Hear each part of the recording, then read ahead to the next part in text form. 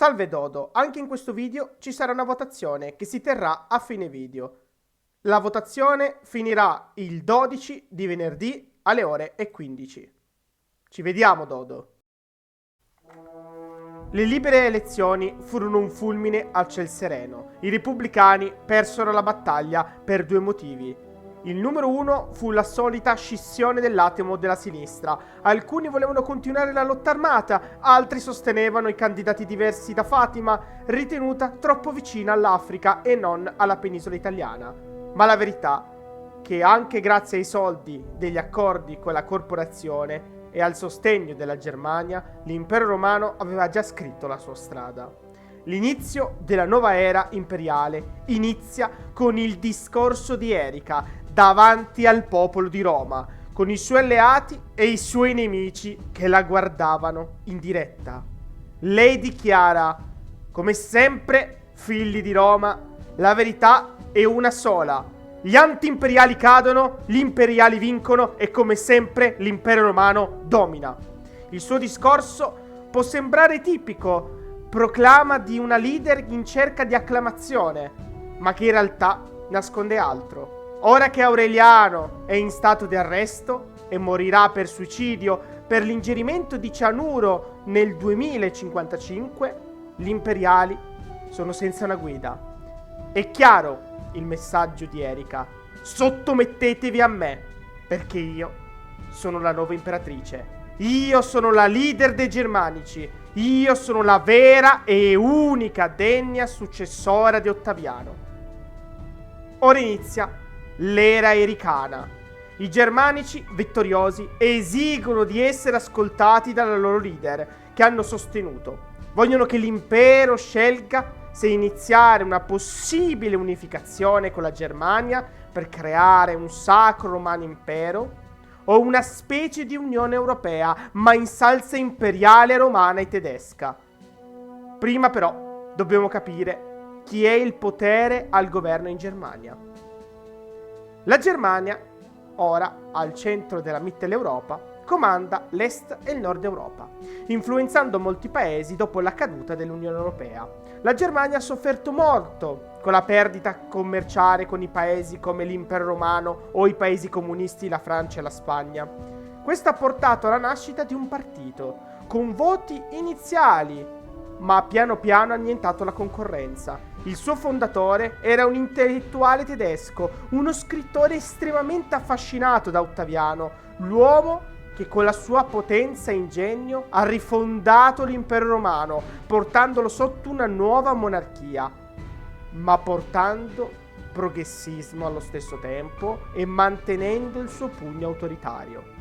Questo uomo, che possiamo chiamare William Golbe, faceva parte di un'importante famiglia che gestiva i media in Germania. È inutile dire che, essendo uno scrittore e un grande oratore, e grazie ai soldi di famiglia, riuscì a far risuonare il suo nome in tutta la Germania. Questa ondata di fama sapeva che sarebbe potuta svanire e così non solo fondò un partito, ma cambiò anche il suo nome all'anagrafe. Voleva essere ricordato e riconosciuto come Bismarck II, il nuovo Kaiser della Germania. Nei suoi discorsi si presentava al pubblico come un tecnocrata, né di destra né di sinistra. Voleva portare molte riforme progressive, come l'economia pianificata, ispirandosi all'impero romano. E questo portò molte persone di sinistra, vicine al cambiamento economico ma non sociale, ad avvicinarsi a lui. Voleva rendere la Germania più grande, creando un nuovo impero insieme ai Romani, una superpotenza che avrebbe dominato l'Europa. E ciò portò all'avvicinamento dei nazionalisti scontenti e delle persone di destra. Cercò sempre di essere un uomo vicino al popolo, ma allo stesso tempo un freddo intellettuale dell'alta società tedesca, mostrandosi come un uomo che non voleva schierarsi. Riuscì a prendere il potere con il consenso popolare spaventoso. Marciò su Berlino e dopo la sua vittoria, ovviamente ispirandosi a Ottaviano, la democrazia fu creata solo per la classe di intellettuali. Fu introdotta il patentino di voto, solo chi aveva un'alta intelligenza poteva votare in Germania, e il suo governo fu composto in base all'intelletto della persona.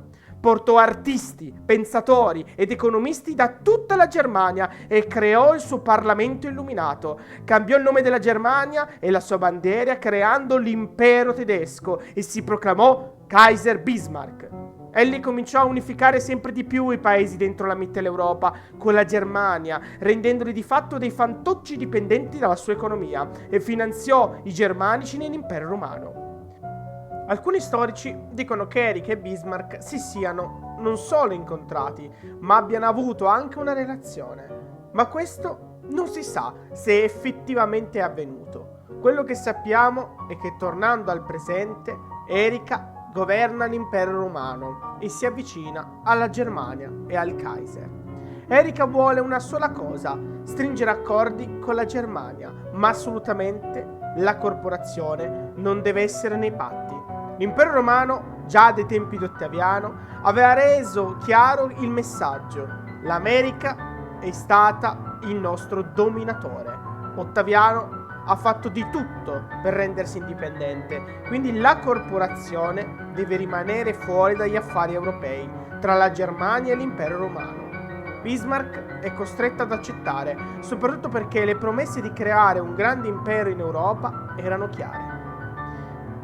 Il problema è: Erika sarà d'accordo con Bismarck sull'unificazione? Chi sosterrà Erika? I filogermanici unionisti vogliono unificarsi alla Germania e creare un nuovo Sacro-Romano Impero, una fusione completa delle due nazioni. I germanici fazionisti vogliono solo una stretta alleanza e la creazione di una vera e propria nuova Unione Europea chiamata Sacro-Romano Impero. È solo una unione doganale e un'alleanza militare in cui gli stati rimangono indipendenti. E ora tocca a voi, cari Dodo, votare di nuovo.